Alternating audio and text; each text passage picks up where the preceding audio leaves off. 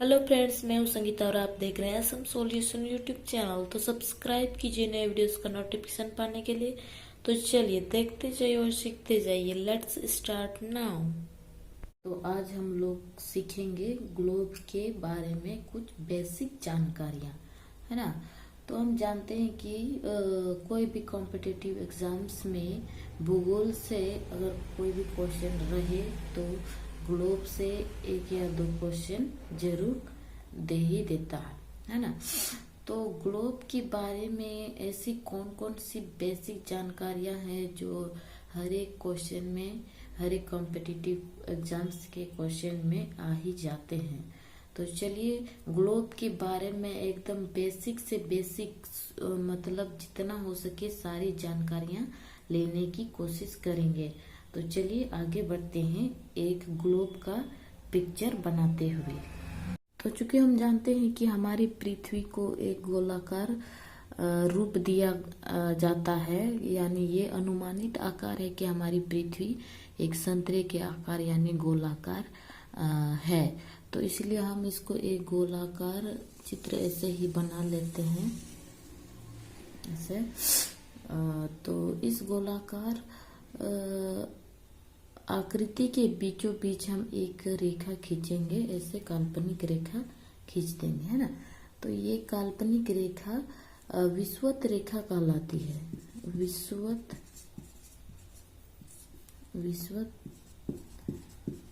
रेखा, है ना। इसको भूमध्य रेखा भी कहते हैं, भूमध्य रेखा, है ना। तो ये 0 डिग्री का होती है, 0 डिग्री की होती है। और इसके उत्तर, ये इधर उत्तर हो गया, इधर दक्षिण हो गया। यही एक रेखा जो है इसको बीचों बीच दो भागों में बांटती है। इधर ऊपर के साइड हो गई उत्तरी और निचले साइड हो गए दक्षिणी। तो ये दो भाग, चूंकि ये गोलाकार को एक रेखा से बांटती है, अलग करती है, इसलिए इधर एक गोलार्ध हो गई और इधर भी एक गोलार्ध हो गई, है ना। तो इधर कहलाएगी उत्तरी गोलार्ध, उत्तरी गोलार्ध, उत्तरी गोलार्ध, गोलार्ध, और इधर हो गई दक्षिणी गोलार्ध, गोलार्ध, है ना। इधर हो गई दक्षिणी गोलार्ध। तो इधर उत्तर में एक और एक रेखा है विषुवत रेखा के बाद, वो है कर्क रेखा, जो इस रूप में दर्शाई गई है। क्योंकि ये भी सीधी रेखा ही है, लेकिन गोलाकार होने के कारण ये इस प्रकार निर्देशित किया जाता है ना। तो इसको बोलते हैं कर्क रेखा, कर्क रेखा, है ना। तो ये होती है 23.5 डिग्री का, है ना, 23.5 डिग्री का। चिंता मत कीजिए, यहाँ सिर्फ समझ लीजिए। आपको वीडियो के अंत में पूरे पिक्चर एकदम साफ साफ लिखा हुआ, कहाँ कहाँ क्या क्या होता है सारा कुछ मिलेगा। पहले आप यहाँ समझ लीजिए, इसके बाद आपको लास्ट में एक पिक्चर मिलेगा कॉपी में बनाया हुआ, बहुत ही साफ और सुंदर तरीके से, है ना। तो आप यहाँ सिर्फ ऐसे ही समझ लीजिए, दिमाग में बैठा लीजिए। एक बार आपने दिमाग में बैठा लिया ना, तो उसको भूलना इम्पॉसिबल हो जाता है। इसलिए पहले आपको दिमाग में बैठाना होगा। आप चित्र को टेढ़ा और सीधा मत जांचिए, यहाँ सिर्फ समझ लीजिए, है ना। तो चलिए आगे बढ़ते। ये है कर्क रेखा, जो 23 डिग्री का होता है, 23.5 डिग्री का होता है। और इधर दक्षिणी गोलार्ध में है विषुवत रेखा के नीचे, इसको बोलते हैं मकर रेखा, मकर रेखा, है ना। ये है मकर रेखा। तो चलिए ये भी होता है 23.5 डिग्री का, है ना। इसके बाद कर्क रेखा के ऊपर उत्तरी गोलार्ध में ही एक और रेखा है, इसको बोलते हैं आर्कटिक रेखा, आर्कटिक रेखा, है ना। आर्कटिक रेखा है ये, आर्कटिक रेखा। ये होती है 66.5 डिग्री से 66.5 डिग्री, है ना।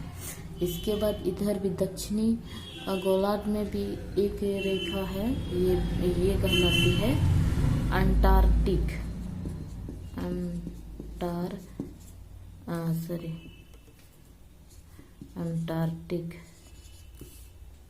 अंटार्कटिक ये कहलाती है अंटार्कटिक। ये भी 66.5 डिग्री की ही होती है। ये है अंटार्कटिक रेखा, है ना। तो ये थी इसकी रेखाएं। अब इसके बीच कौन कौन से क्या बोलते हैं क्षेत्र होते हैं, इसके बीच कौन कौन से क्षेत्र कहलाते हैं वो हम देखेंगे। तो चलिए, चूंकि हम जानते हैं कि सूर्य जो है ना कि ये रेखा कर्क रेखा और मकर रेखा के बीचों बीच ही दौरा लगाती है। इस प्रकार लगाती है, यहाँ से यहाँ आती है, फिर यहाँ से यहाँ, इस तरह यहीं से लौट के फिर वापस यहीं चक्कर लगाती है ना। तो यहाँ जो विषुवत रेखा है, सूर्य की किरणें यहाँ एकदम सीधी पड़ती है, सीधी। तो सबसे ज्यादा गर्मी भी विषुवत रेखा में ही पड़ता है ना।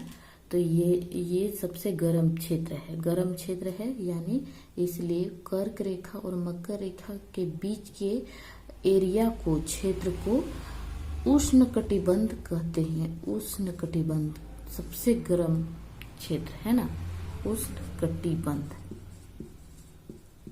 है ना, ये है उष्णकटिबंध। इसके बाद ये जो है कर्क रेखा और आर्कटिक के बीच वाला जो क्षेत्र होता है, यहाँ चूंकि जब सूर्य इधर निकट आती है तो गर्म भी हो जाती है, और इधर जब सूर्य आने लगती है, इधर आ जाती है तो वहाँ ठंडा हो जाता है ना। तो इधर जब सूर्य आती है तो ठंडा हो जाता है, और इधर जब सूरज आती है तो गर्म हो जाता है ना। तो इसलिए यहाँ ठंडा गर्म दोनों होता है। इस कारण से इसको शीतोष्ण बोलते हैं। शीत यानी ठंडा भी और उष्ण भी, इसलिए बोलते हैं शीतोष्ण कटिबंध। शीतोष्ण कटिबंध, है ना, ये है शीतोष्ण कटिबंध। तो उसी प्रकार यहाँ इधर का किस्सा भी, यहाँ भी सूर्य यहाँ से वापस इधर लौट जाता है, इसीलिए इधर ठंडा भी है, गर्म भी है। इसलिए ये एरिया भी, मकर रेखा और अंटार्कटिक के बीच का एरिया भी शीतोष्ण कटिबंध ही कहलाता है। शीतोष्ण कटिबंध,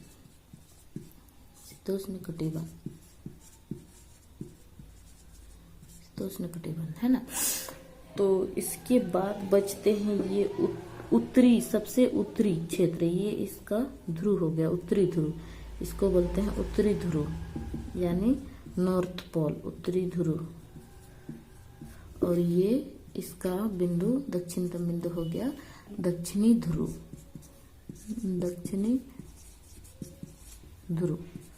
है ना, दक्षिणी ध्रुव। तो ये सबसे उत्तरी जो गोलार्ध की सबसे लास्ट जो ये क्षेत्र है, ये जो क्षेत्र है यहाँ इतना जो क्षेत्र है, यहाँ पे हमेशा ठंडा होता है, क्योंकि सूर्य तो यहाँ से ही लौट जाता है इधर, और उधर तो उसका रोशनी अच्छा से पहुंच भी नहीं पाता, इसीलिए इधर ठंडा होता है ना। तो यहाँ इस एरिया को कहते हैं शीत कटिबंध, है ना। तो ये था शीत कटिबंध। और नीचे भी वही किस्सा है, इधर भी सूर्य यहाँ से वापस लौट जाता है, तो इधर तो सूर्य की रोशनी यानी गर्मी तो आप पहुंच नहीं पाता, इसलिए ये भी शीत कटिबंध ही होगा, है ना, शीत कटिबंध। चिंता मत कीजिए, यहाँ बिल्कुल सारा गचमच लग रहा है, आपको एकदम फ्रेश पिक्चर देखने को मिलेगा वीडियो के अंत में। तो बने रहिए वीडियो के अंत तक और समझते रहिए, है ना।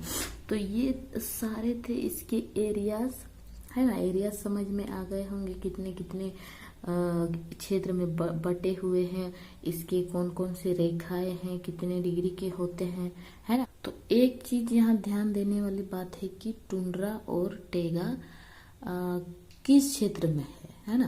तो ये भी क्वेश्चन कभी कभी आता है, यूपीएससी वगैरह में बहुत बार आया होगा, है ना, कि टुंड्रा और टेगा कौन से क्षेत्र को कहते हैं। तो ये जो दक्षिणी ध्रुव के जो एरिया है और उत्तरी ध्रुव के जो एरिया है, इसको अगर दो भागों में बांट दिया जाए, दोनों को दो भागों में बांट दिया जाए, तो यहाँ पे दो क्षेत्र और हो जाते हैं। तो इन्हीं दो क्षेत्रों का नाम ही टुंड्रा और टैगा है ना। तो टैगा जो सबसे दक्षिणी भाग है, एकदम ग्लोब का एकदम निचला भाग यानी ये सबसे किनारा भाग, ये हो गया आपका टुंड्रा है ना। अच्छा से नहीं दिख रहा है, ये आप समझ लीजिए। ये जो सबसे किनारे वाला भाग है, इसको बोलते हैं टुंड्रा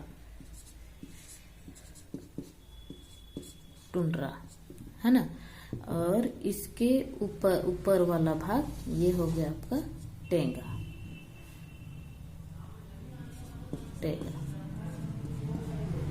है ना। ये ऊपर वाला ये मतलब शीत कटिबंध को ही दो भागों में बांट के इसको नामकरण किया गया है ना। तो ये सबसे किनारे वाला भाग में ही सबसे महा ठंडा प्रदेश होता है ना। तो ये आप ध्यान में रखिएगा, टैगा और टुंड्रा शीत कटिबंध को ही दो भागों में बांट के इसका एरिया डिफाइन किया गया है ना। तो आई होप आपको बहुत ही अच्छी तरह से समझ में आ गया होगा। तो वीडियो में अंत तक बने रहने के लिए आपको बहुत बहुत धन्यवाद। मिलते हैं नेक्स्ट वीडियो में, तो तब तक के लिए बाय बाय।